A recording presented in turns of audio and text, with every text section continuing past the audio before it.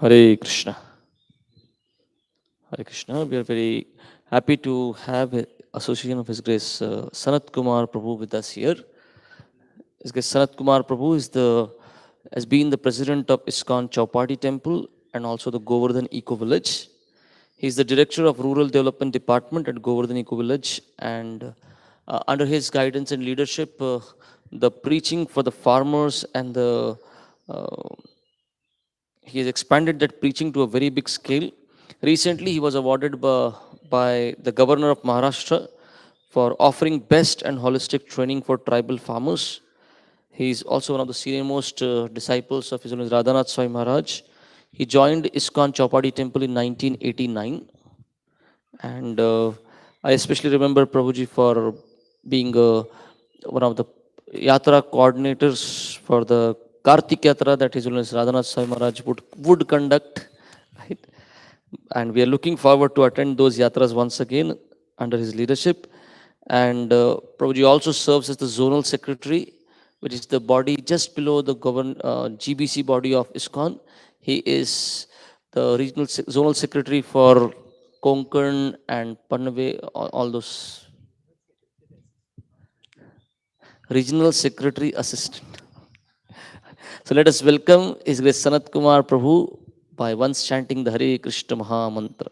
Hare Krishna, Krishna Krishna, Hare Hare, Hare Ram, Ram Ram, Hare.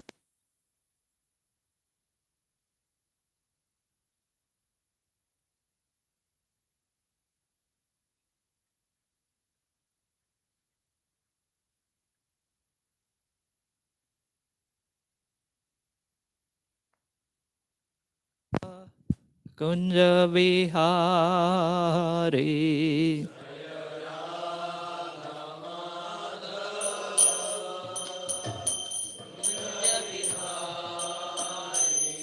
Jai Radha Madhava Kunja Vihari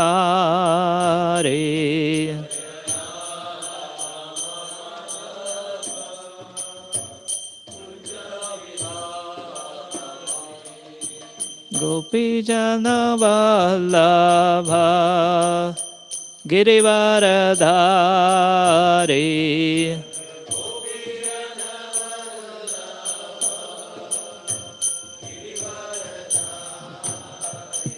Jaya Yashodanandana Bhajajana Ranjana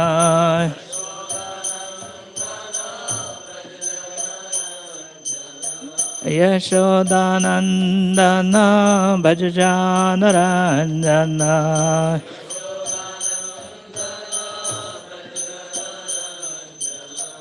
Yamuna Tira Vanachari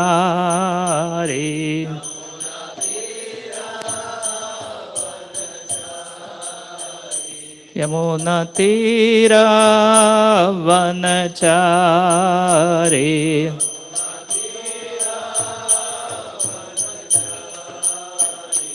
Jai Radha Madhava Kunja Vihari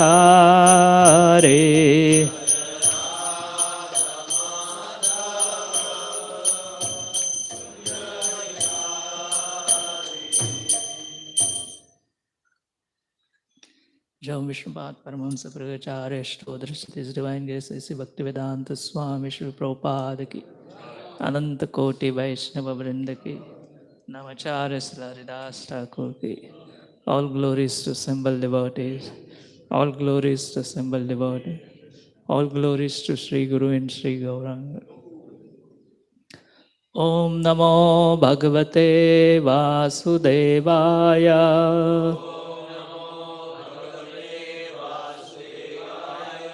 Om Namo Bhagavate Vasudevaya.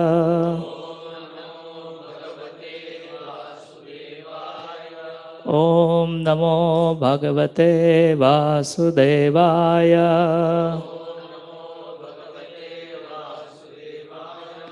Narayanam Namaskrutyam Naronchaiva Narottamam Devim Saraswatim Vyasam Tato Jaya Mudirahe Nashtaprayeshu Bhadreshu Nityam Bhagavata Sevaya Bhagavate Uttama Shloke Bhaktir Bhavati Naishiki. Today we are reading from Śrīmad-Bhāgavatam, Canto 1, Chapter 12, Text 25. Dhṛtyā bali-samaḥ kṛṣṇe Prahlāda iva sad-grahaḥ āhartaiṣo aśvamedhānām vṛddhānām paryupāsakaḥ dhṛtyā bali-samaḥ kṛṣṇe prahlāda iva sad-grahaḥ āhartaiṣo aśvamedhānām vṛddhānām paryupāsakaḥ dhṛtyā bali-samaḥ kṛṣṇe prahlāda iva sad-grahaḥ āhartaiṣo aśvamedhānām vṛddhānām paryupāsakaḥ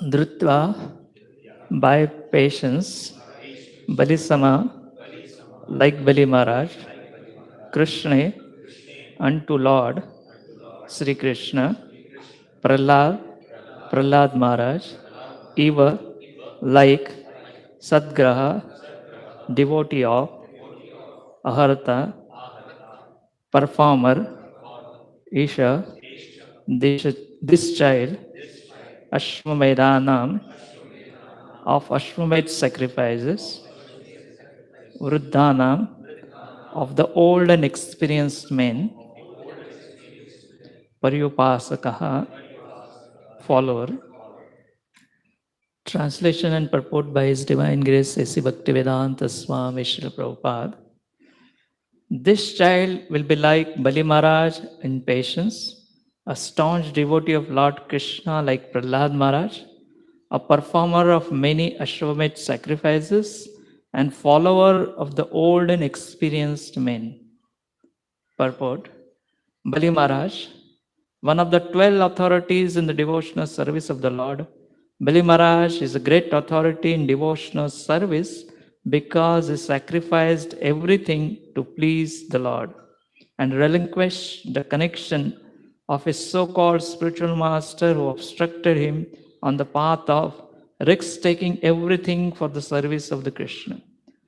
The highest perfection of religious life is to attain to the stage of unqualified devotional service of the Lord without any cause or without by any kind of worldly obligations.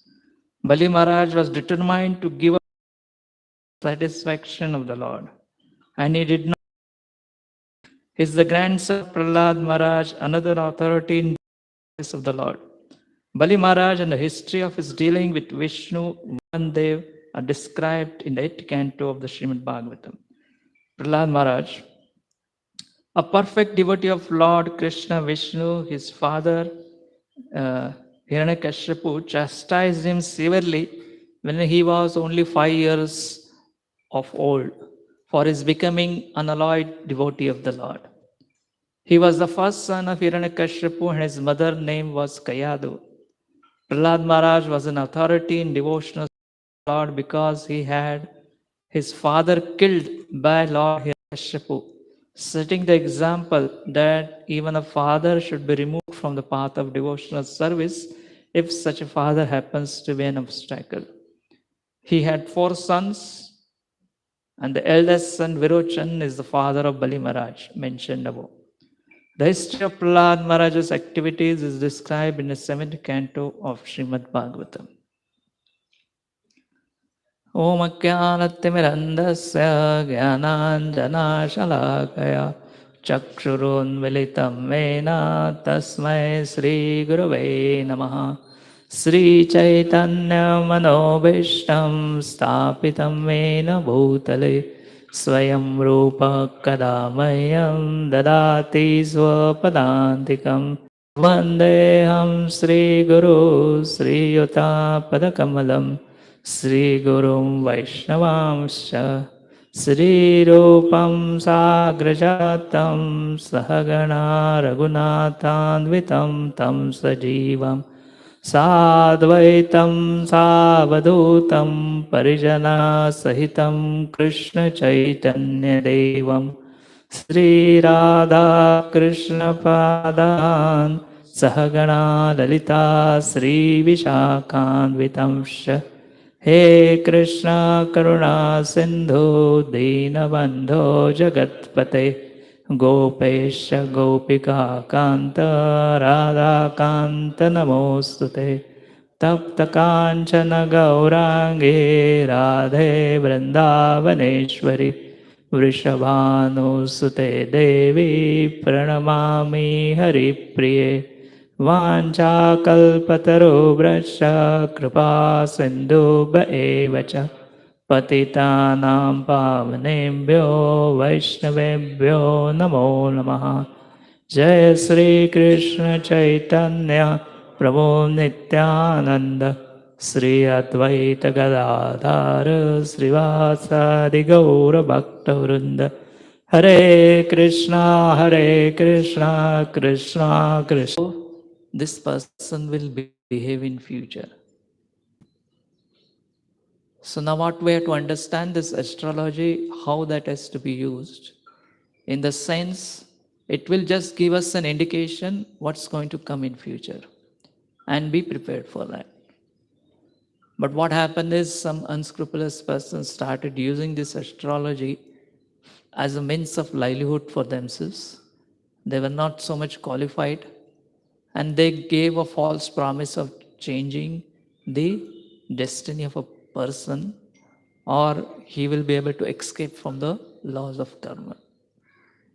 However, the true astrologer, he gives a very clear understanding at what future is likely to be, and he actually prepares a person to face it properly, so that he doesn't become atheistic, and rather his faith in the Supreme Lord increases. And that's how we see it's a tradition in Vedic times. As soon as the child is born, the astrologer is called, and astrologer gives a very clear picture of his activities in future. And they would practically describe almost year by year what this person will do in future. It was that perfect science.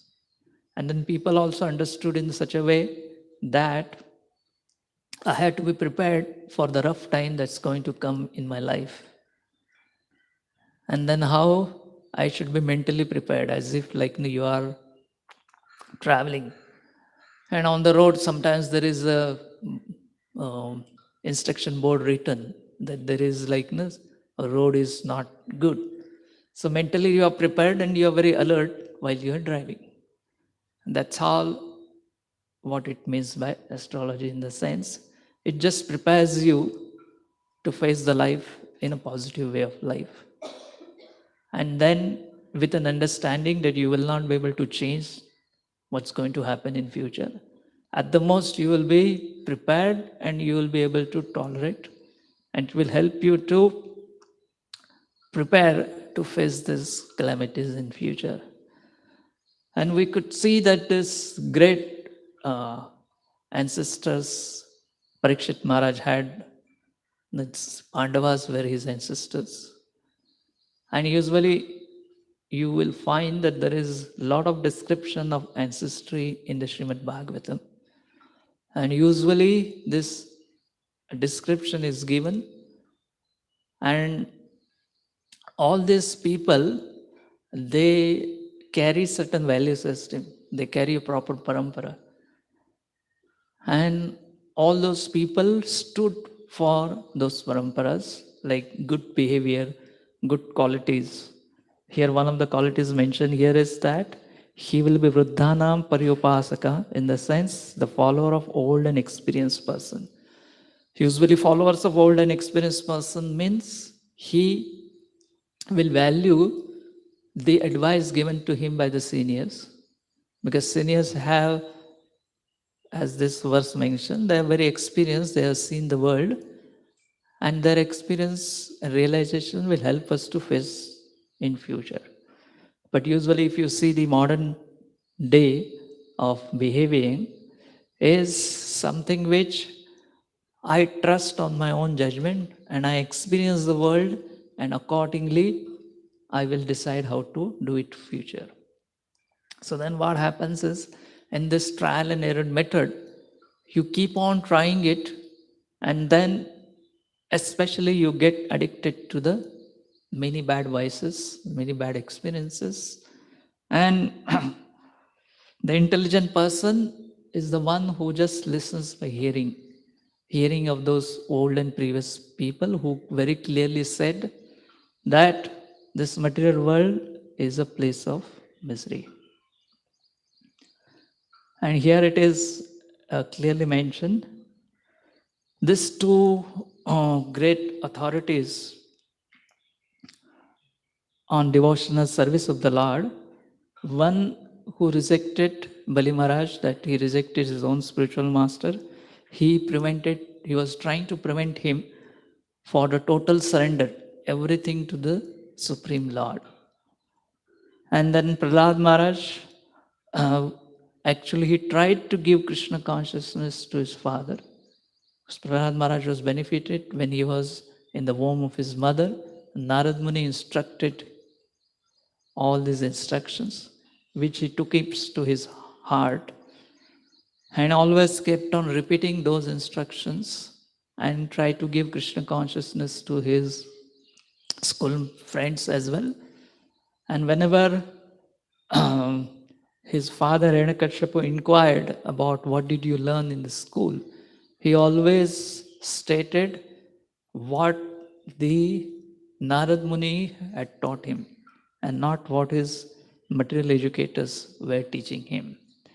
Because he knew that this is the real knowledge. And this knowledge will be actually helpful for his father Hiranyakashipu. So he kept on reminding his father Hiranyakashipu that this is the path you should take and you will actually really become happy.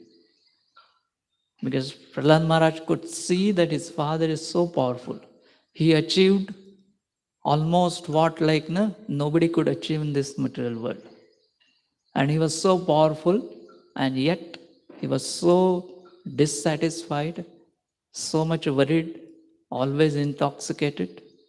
The Bhagavatam describes how his eyes were always rolling in red because of the intoxication, and always very angry and trying to control even the demigods, who are such a powerful personalities.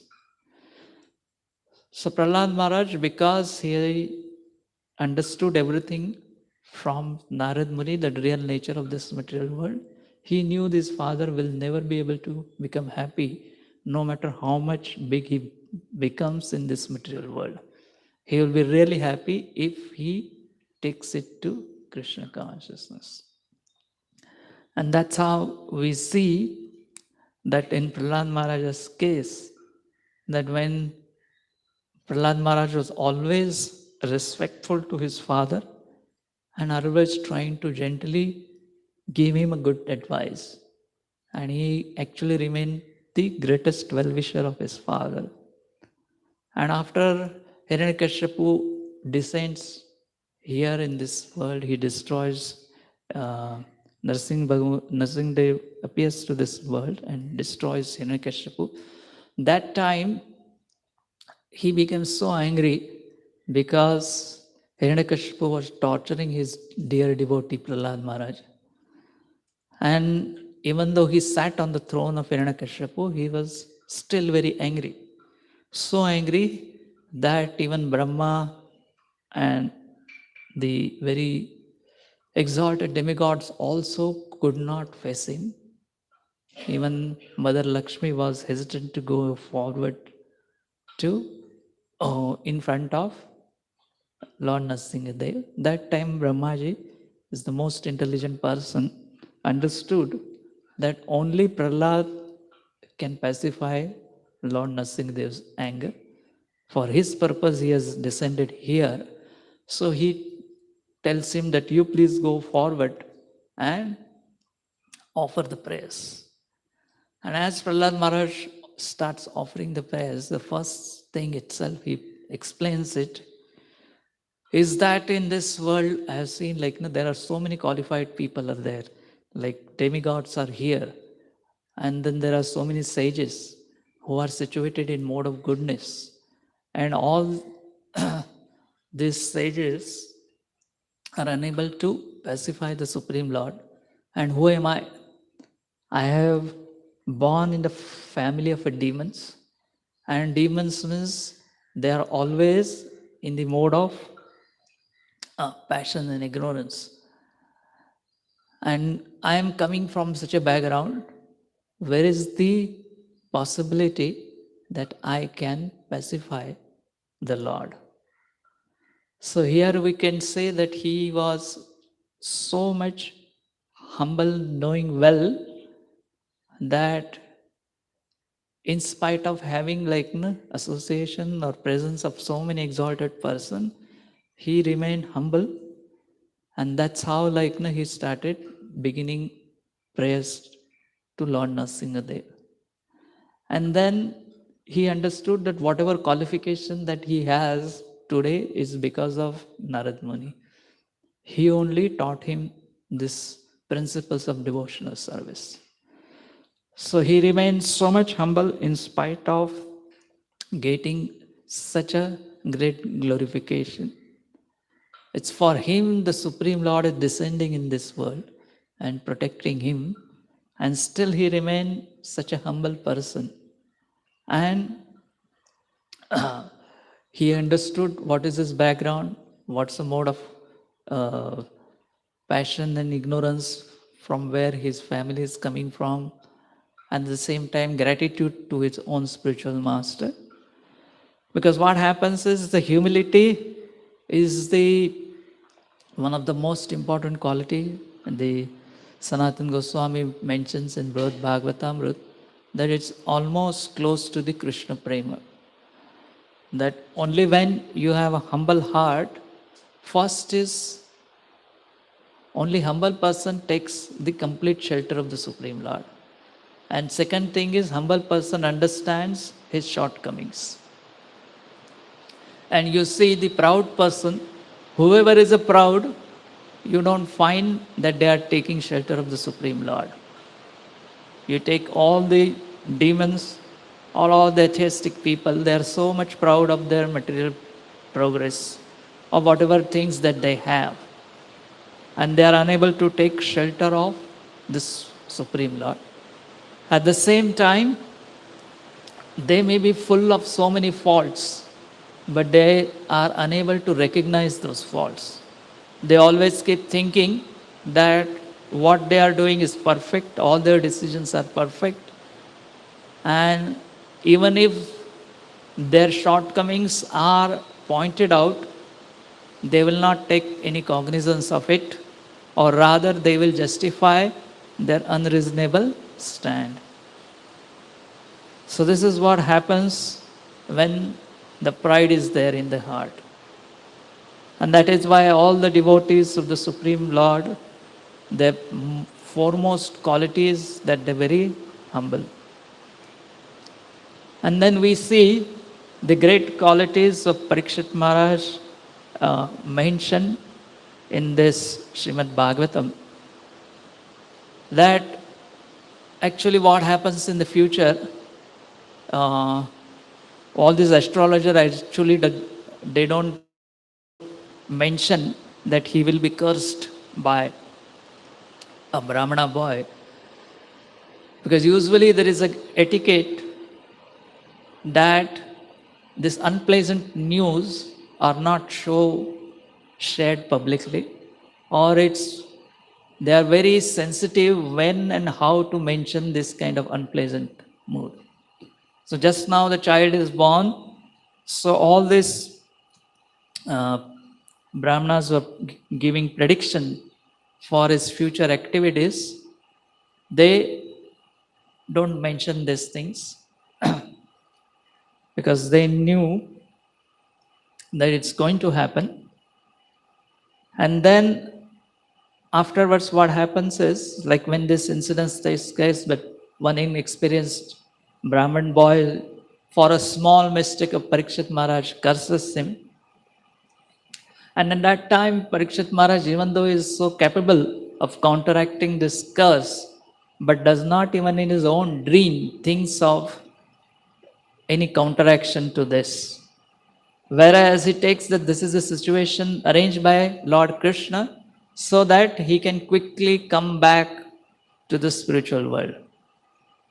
And this is how, like, he also understands that by this way, we will get an opportunity to speak Śrīmad-Bhāgavatam, and this Śrīmad-Bhāgavatam will be beneficial for all humanity that's going to come in future. So then Parikshit Maharaj starts lamenting that why he mistreated Shamik Rishi. And then Prahlāda Mahārāja, Srila Prabhupada writes that actually the devotee is faultless. This was an accidental mistake which he committed, but Parikshit Maharaj sincerely started regretting. And then what happens is, a devotee of the Lord, whatever sins he commits unknowingly or unwillingly, actually it gets completely burned to ashes by the repentance, by the fire of repentance. And then Srila Prabhupada clearly mentions that if a person is devotee, then willingly he will never commit any sin. Because if person is devotee and he still is addicted to a sinful activities, keep on doing sinful things, then actually he hasn't become a proper devotee. And that's why, like it is there mentioned in the Shastras, that the devotee means that he will be surrendered to Krishna and he will be always doing things that are favorable to Krishna. And then he will never get into sinful activities, and unwillingly or accidentally any sinful acts that happens.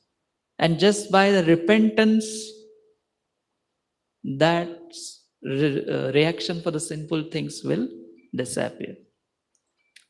And that's what we have seen many times, like if a person is very senior and accidentally he commits a mistake, usually I have not seen the spiritual authorities take him to task. Because what happens is, a person who is a senior will automatically understand that what he has done is a wrong thing, and then he will be repenting about it, and he will guard in future that he will not act in such a way. So just some indication is given, or he is corrected in such a way that his honor is not affected. That's why it is said that whatever correction that we need to give should be given in privately, and whatever appreciation that we are giving to that person should be done in a public way. So here we see, because Parikshit Maharaj is humble, is recognizing his own fault, and then once you recognize the own fault, you take the responsibility of one's mistake. So Parikshit Maharaj was not just willing to take the responsibility of his mistake, but he is also desiring that whatever consequences that is going to come because of my punishment, let it come, so that I will not be able to commit this activity in future. Usually what happens is, any wrong thing that happens from our hand, usually we expect that concessions will be given or very light punishment will be given to us. So, and then we always assume that we will never commit this kind of activities in future. But what Parikshit Maharaj is doing is, he wants that whatever action I have committed, let full punishment come for that, so that I will not be able to do this again. So she'll call the mistake which he has committed. And this is where the responsible devotee thinks. Because usually what happens is, if a person is the head of a family and he commits a mistake, then usually what happens is the entire family also suffers. So this is why, like, we have to understand, like, if someone does a good act, then the entire family also benefits. And this is how, like, actually to get devotee son in a family is considered as the greatest boon or the greatest blessings of the Supreme Lord. But actually what happens is, many times the people accuse that they are irresponsible in taking the social responsibilities of their family members. But rather, we have to understand that devotees are the most responsible for taking care of their family members. Because what Lord Rishabhdev instructs us, that Pita na sat sat, Janani na sat sat, that unless you are able to deliver your children's from this material world, you don't have right to become a father or mother. So actually, if you are not able to deliver a person from this material world, and if you are able to just provide the sense gratification, then actually you are just an impediment in that person's spiritual growth. So, and that is very irresponsible way of acting. And that's how, like, we see in this Prahlāda Mahārāja. And then whatever benediction Lord Nrsimha was willing to give, He said he did not ask for any benediction except like he remembers to his lotus feet of. And at the end, if you at all want to give something, then please liberate my father. So this is how a devotee is very responsible to seize that all his family members become proper Krishna conscious so that they will be ultimately benefited. And this is the responsibility that a devotee has. Because devotee has a firm faith that Krishna consciousness is the only viable process that is there that will benefit the dependents or people who are in connection with us. And then Parikshit Maharaj gave up completely all the desires of this world. And then he rejected all the processes that are there for the self-realization. And he completely concentrated his mind on Krishna consciousness. So, like when Srila Prabhupada was preaching in the Western countries, and one girl was challenging Srila Prabhupada, like, there will be many ways for the spiritual realization. And why you are saying that there is only one way? And Prabhupada said, no, there is only one way for spiritual realization, that is devotional service. And then he gave her a very simple example, that there is only one way to eat. Like we take the food and put it in the mouth. Now we don't take the food and put it in the ear. We don't take the food and put it in our nose. As there is only one way to eat, there is only one way to self-realization, to the God realization, that is Krishna consciousness. So Prabhupada was also very clear, and this is how he gave a clear guidance to the society. And then Parikshit Maharaj also rejected all other methods. He says only Krishna consciousness. And this, for Parikshit Maharaj, for him, whether it's a Brahmaloka or any other material planet, was not at all attractive. He had just one desire, that's like Golok Vrindavan, to attain the lotus feet of the Supreme Lord.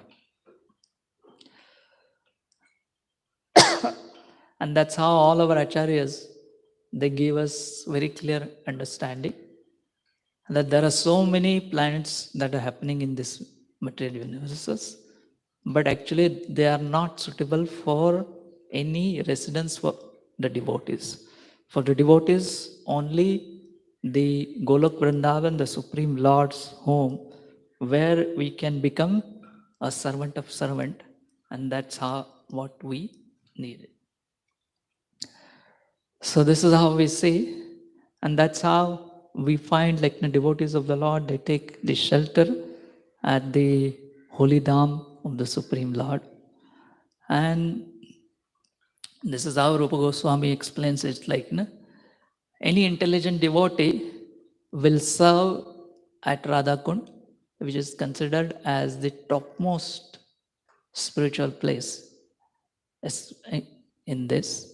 As Govardhan is a very special place in Vrindavan, and then compared to Mathura, Vrindavan has a greater rasa, because in Mathura there is Aishwarya Bhav.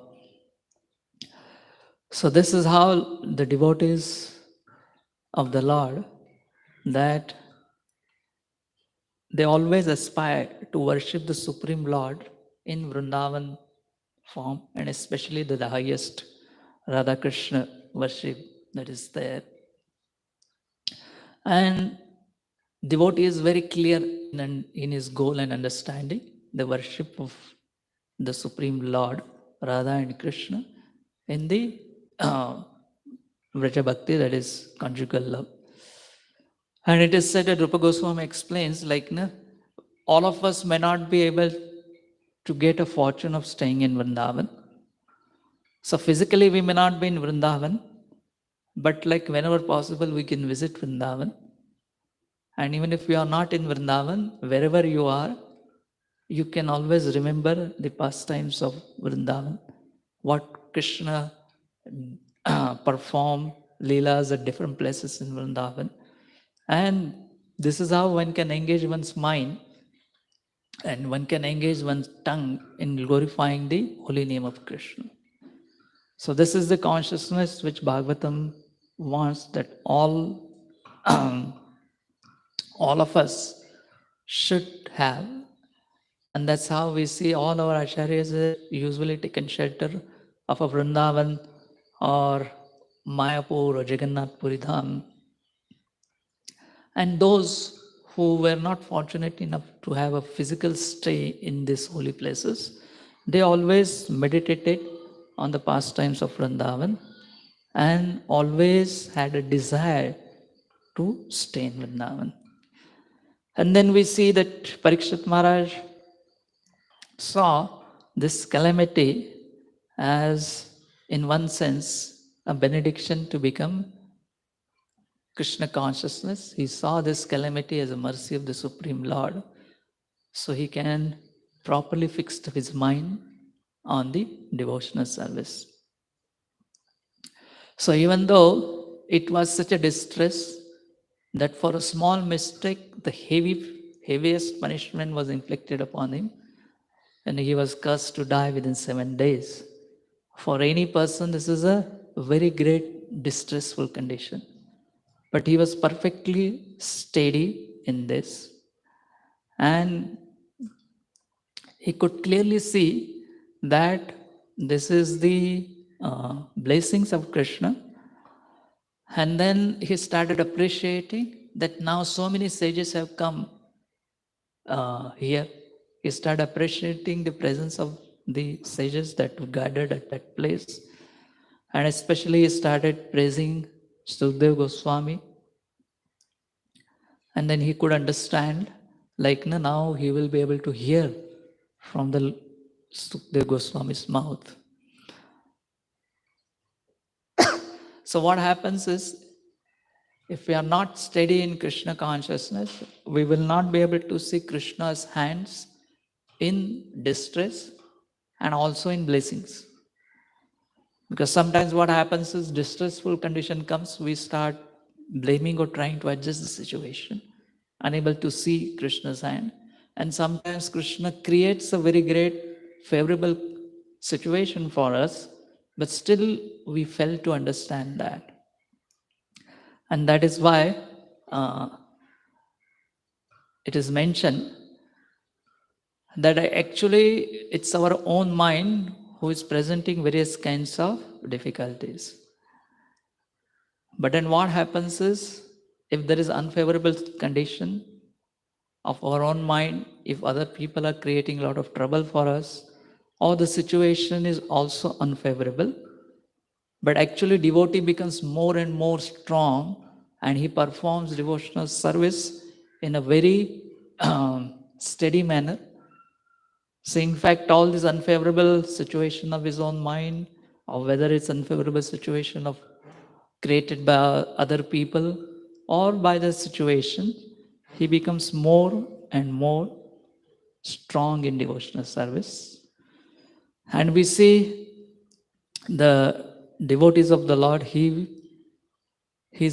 very fearless. The fearlessness quality comes by the surrender.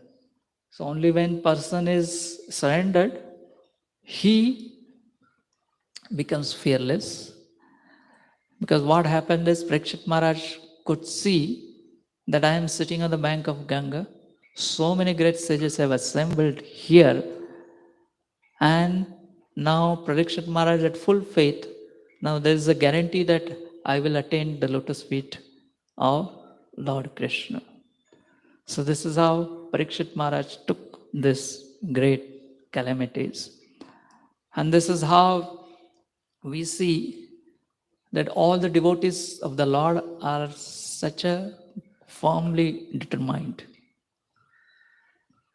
And we can clearly see all these great sages, all these great kings who are considered Rajashis, they never hesitated to give up their kingly positions, their royal opulences, and immediately they gave up so that they can attain to the Supreme Lord. As we have seen that Bhagirath also started doing tapasya so that Lord Mother Ganga can descend. Bharat Maharaj gave up his kingdom and went to the forest so that he can serve the Supreme Lord. And then here we have the example of Bali Mahārāja, who also was ready to give up everything, all the three words, so that he can serve the Supreme Lord. Nachiket was willing to give up the heavenly pleasures. At the same time, like Arjuna, he heard Bhagavad Gita and then he gave up all the attachment he had for his relatives. Then Vritrasur, like whatever attachment he had is for his own body, he gave it up so that he can do Krishna consciousness. Then we have Brahman Patni's example, where they gave up all the social etiquette and the fear of their husband so that they could serve the Supreme Lord. And then gopis, they gave up whatever prestige that they could have it in the society so that they can just associate the Supreme Lord. And then we have seen like Rupa Goswami, Sanatan Goswami, they had so much of wealth, they had so much of position. They gave up everything so that they can serve Lord Chaitanya. And then Raghunath Das Goswami, we have seen like, he gave up all his ancestral property so that he could be with Lord Chaitanya. So this is a great qualities that we have seen, the devotees of the Lord that they have, that whatever material things that they have, they will give it up so that they can serve the Supreme Lord. So this is how we see in this verse the qualities of Parikshit Maharaj are being mentioned. And then in future, we will see that he exactly lives according to that. And he keeps up the tradition of his family, of his royal order, where he came from Pandavas. His ancestors were glorious. So similarly, he also behaved in a so nice way. And he upheld all the principles, the value systems that his grandfathers and great-grandfathers exhibited. So this is what is very important for all of us to understand, that we create the nice systems, nice paramparas which are carried out by the people in future, and that remains a very protective environment for all of us. And naturally, we behave in a proper Krishna conscious way. Hare Krishna. So are there any questions or comments?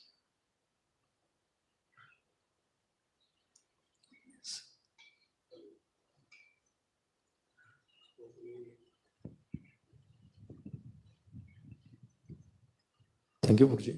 Very enlightening class. Especially, I like that humility part you spoke, that how a humble person is almost close to Krishna Prem, and he completely takes shelter of Krishna and he finds his own shortcomings. Usually, in my case, I saw that whenever some situation happens, usually the mind goes in justification mode rather than, as you said, that considering the situation, maybe our karma or by the Lord's plan. So how to give up the justification tendency and try to take shelter of the Lord, So usually what happens is like we have our timetable and we want like things to happen as per our schemes or our plans. And in Krishna has his another timetable. And then he wants like to do things in his own way so that the devotees become surrendered. So usually justification means like we have still some desire to control the situation, control the people around us. And when things doesn't go according to our plan, then some irritation comes up. So in this case, especially that the pastimes that we're discussing about is Parikshit Maharaj, where he gave up total controllership. In fact, like he was the control of such a vast empire. And still he did not try to control the situation. He just let the situation happen as per Krishna's plan, and just I become the part of his plan. So that comes by the total surrender. And usually when things doesn't happen in our way, that means we have to wait and exhibit our surrender and wait and see that what Krishna wants me to learn from this situation. So usually justification comes in the sense like in certain cases, for sake of keeping things on record, we may just register our opinion. That's fine. It doesn't mean that like we don't express our things, but we express things in a very detached manner. Like once I remember we were in discussion with Maharaj, and then Maharaj had one plan and devotees had a different plan. And as when you are discussing certain material situation, so you can see the situation in different angles. So the devotee was trying to explain like, I want, like, there is a statement like, one has to be thoughtfully independent. So usually we take the justification of this statement to justify our stand. But in this, Maharaj told, in this case, you become thoughtfully dependent. That means what happens is, yes, fine, you expressed your viewpoints, you expressed the reasons behind your opinion, that is fine, we heard all those things, but ultimately decision has to be made. And in this case, so he used the word in this case, he's never said like, no, always you become thoughtfully dependent. He said, in this case, I feel like, your viewpoints are fine, but there are different, better ways of doing things. So this is how like, we express our thoughts, we express our these things, but in a humble and detached manner, not with like, in a very insistent manner. And understand like the situation will improve, and we have to just patiently wait so that Krishna will reveal his plan. Okay. See, Vasu also has made notes here for your lecture. He has made notes here. So he's writing here, Lord's devotees give up everything to serve the Lord. Like giving up something becomes an obstacle, and Prabhupada is saying in purport, removing the obstacle. Even that could be your father. So giving up the obstacle, or and removing the obstacle is something different. So how do you apply this instruction of Prabhupada in this purport? That even if father becomes an obstacle, you can remove him. Father giving an obstacle in the remove in the sense like Prahlāda Mahārāja continued his devotional activities. He did not give up those activities. And it's not that Prahlāda Mahārāja argued with his father or destroyed his father. The Supreme Lord destroyed him, not Prahlāda Mahārāja. So what we have to understand is, we have to always keep continuing our Krishna consciousness, no matter what situation is there. But at the same time, Prahlāda Mahārāja always remained very respectful to his father. He never insulted him. He never misbehaved him. Never criticized him behind his back. He remained always uncompromising way in performance of devotional service. And then after his departure also, he remembered him, and he wanted like, he should get a better destination. So this is how like person has to be always respectful. At the same time, do not compromise our Krishna consciousness. And that's how like the things that I mentioned about like Rupa Goswami, Sanatan Goswami, they found like by remaining with Chaitanya Mahaprabhu and propagating the holy name and living according to instructions will be beneficial for them at the same time for spreading his mission. So this is how they took it. So what we have to understand is whatever situation ours is there, we continue doing Krishna consciousness.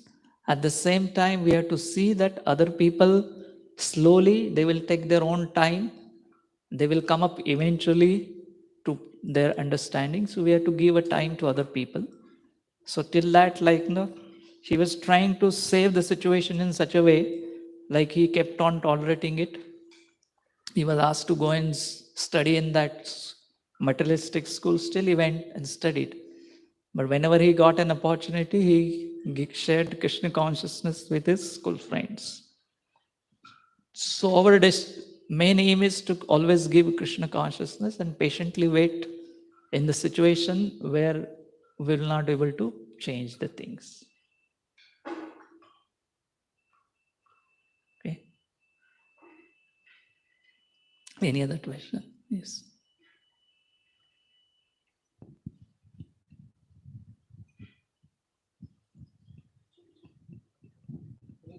This paryupāsakaḥ, who is the follower of like elders' instructions, but today's modern thinking that whatever mind thinks or do it anyway, but we only a time is also lost and we also lose the opportunity. So in that we see whatever instruction coming, they are age old, or so how to what is the solution for this? Solution for this is first we have to understand as we become more and more surrendered, we will take the senior instructions properly. So long as the heart is not surrendered, we will not take their instructions seriously. Because the whole of our tradition is that we follow the path of the seniors. And the whole process of surrender, Gita expects us to surrender. When we take initiation, we take the vow of surrender. And surrender means I give up my independence. And now I start living as per the instructions of my spiritual master. That's the actually meaning of the initiation. So what does we take an initiation? Not just a spiritual name and we give some commitment to chant, but mainly is we give up this independent mentality and we make a commitment that henceforth I will live as per my Guru's intelligence, not my intelligence. So that's what the real surrender is. And we have seen those people who have become very senior is by this quality only. Because what happens is like trial and error method, and depending on our these things, is simply, as you mentioned, it wastes a lot of time. And it also gives a lot of frustration. But those feelings will not come immediately unless our surrender increases.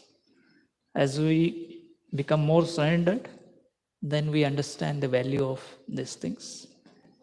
And then after every incident, we sit and we do the, what is it called, that Sihavalokan, take the review of the whole situation, then we can understand we can understand it properly, that I was thinking like this, the seniors were thinking like this, and how it was perfect Krishna conscious arrangement. Thank you, Prabhuji, for sharing realizations. I wanted to ask this, that if, like you were mentioning this point, that the leaders are there and it may so happen that they may commit mistakes. So, and the people who are under the leader or leader of the family also, then they are also affected. So it is sometimes seen that people commit mistakes and they know it's wrong and they know they are supposed to not do it, but still, by the waves of this material nature or interaction with the material nature or whatever reasons, they are unable to overcome through that. So being leaders, being seniors, they know it's wrong, but they just carry on along with the same thing. Maybe a bad habit, maybe a bad interaction, maybe a bad. So how to overcome this? Yes, the thing is like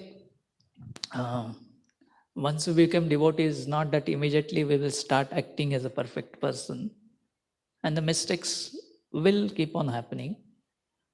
So what we have to understand is we have to keep the positive things. The mindset should be very clear. If our mindset is proper, and especially the person is humble, then he is able to see where he is making a mistake. He will not justify it, and at least try to reduce those mistakes in future. That's what we have to learn from the history. The biggest misfortune is that we are not learning from the history, or rather we don't even give so serious thought of it. And that is why there is a need where Vaishnava association is essential, and especially when you have an equal association, the equals usually immediately and bluntly point out many things which in front of seniors usually we are well behaved, and juniors it takes a lot of humility to take the instructions and inspirations from the juniors. At the same time, our equals, they will immediately give you feedback, but then we should be ready to take those feedbacks. If those feedbacks, if you take it properly, immediately we'll be able to improve upon ourselves. So in one sense, yes, we don't get depressed by the mistakes that we make or bad habits that we may be having it. We have to understand we have to be on the path of devotional service, and over a period of time, all those bad habits will be over. At the same time, we have to see that we are progressing properly, we are improving. It's not that we are keep on committing those mistakes again and again and expect that we will be forgiven for that. So that person, that means he is taking the benefit or benevolence of the Lord, or benevolence of the devotees in a very light manner. So we understand these things will happen, but we keep a positive mindset and try to keep on improving slowly and slowly. At least in the mind, we should have a proper repentance, and we should have a resolve that we will improve upon in future. Okay.